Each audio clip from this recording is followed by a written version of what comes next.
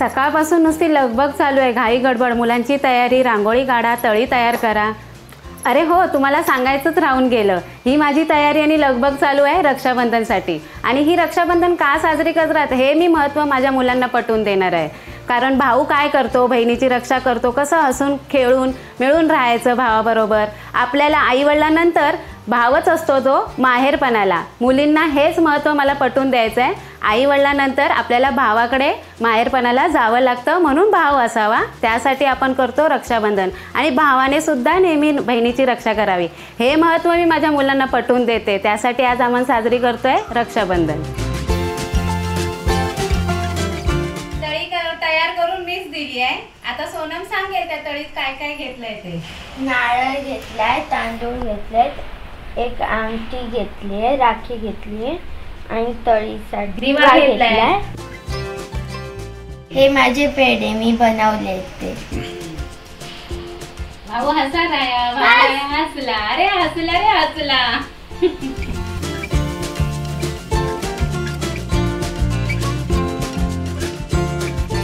भावा ढकलता तांदूळ चिटाकल्या, बहिणीचा प्रेम आहे एक तरी चिटाकलो.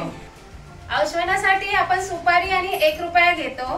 कोण कोण सोन्याच्या वस्तूने सुद्धा औषण करतात. तिने अंगठी घेतली आहे. राखीसाठी बघ भावाने आधीच वर केलाय हात.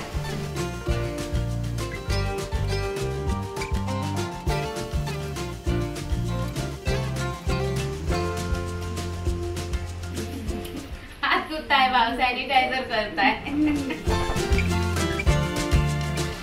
घर दुर्वंग तू आता हातात. मस्त झालाय, छान आवडला. बाबू आशीर्वाद द्यायचा दीदीला, असा हात ठेवायचा.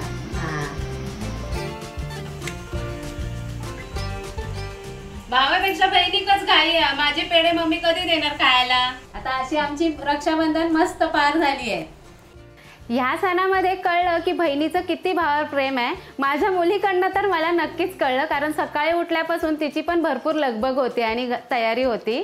आणि अशी ही रेसिपी. थांब मम्मी थांब. अरे हो हो हो हो, थांबते बोल. ही रेसिपी मी केली आहे खास करून भाऊबीज रक्षाबंधनसाठी. हां, भाऊबीज बोलली तरी हरकत नाही, कारण भाऊबीजेला सुद्धा आपण गोड भावाला भरवतोच ना.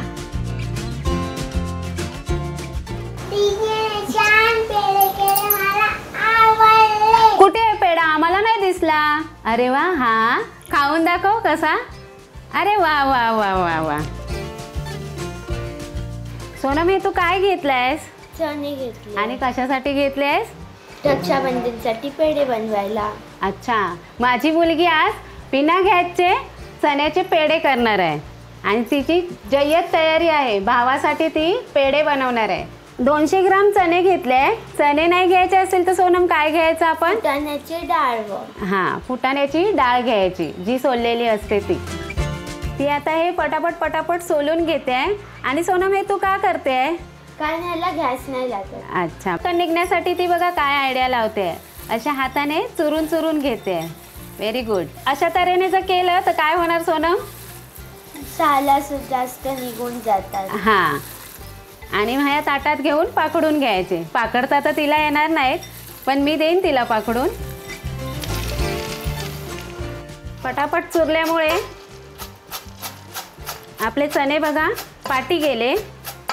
आता हे पटकन ती उचलणार जे सोललेले आहेत ते. भाऊ पण तकडे नाश्ता करत बसला. कधी कधी दीदी पेढे करता.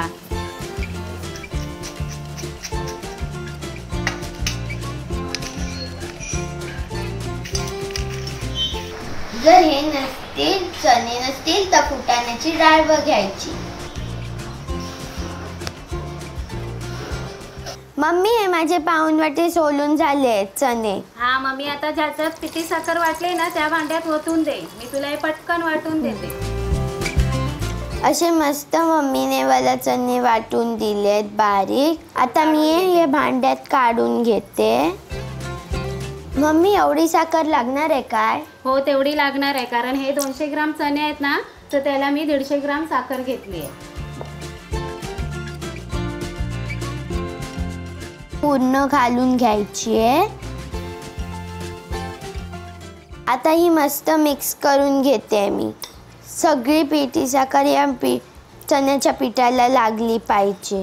हे आता मी व्यवस्थित ढवळून घेते. हा, पूर्णपणे ढवळून घे. पूर्ण पीठ सुद्धा खालीचं वर आलं पाहिजे. हे पिठी साखर माझी सर्वत्र मिक्स झाली.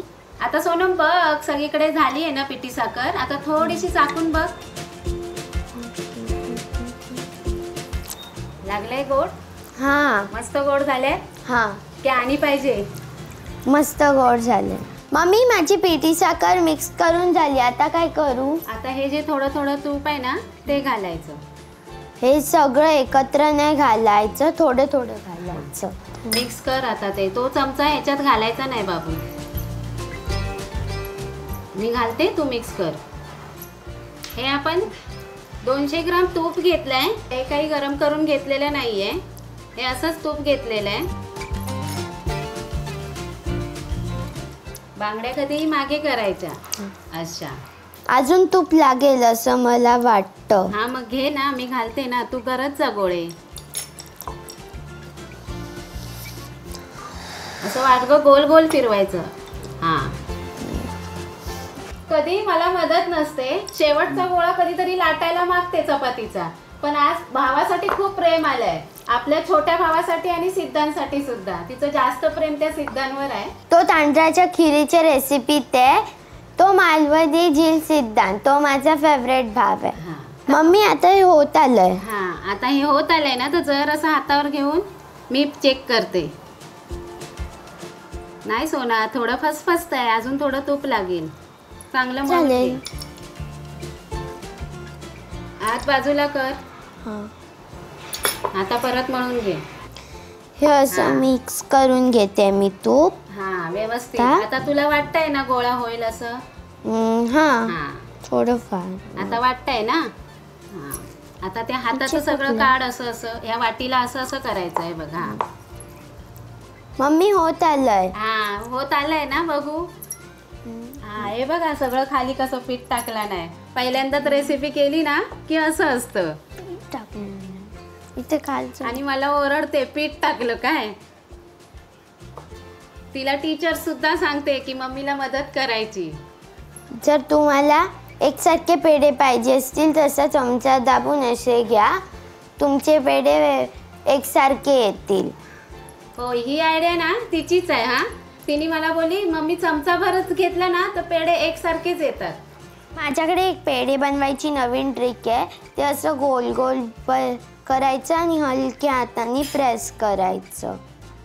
हा बघा, माझा मस्त पेढा झाला आणि याला कुठे चिराई नाही पडल्या आहेत. हा, असा तिचा मस्त पेढा झालाय.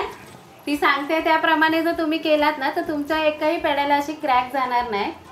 असे जर तुम्ही केलात तर तुमच्या पेढ्यांना क्रॅक्स नाही पडणार.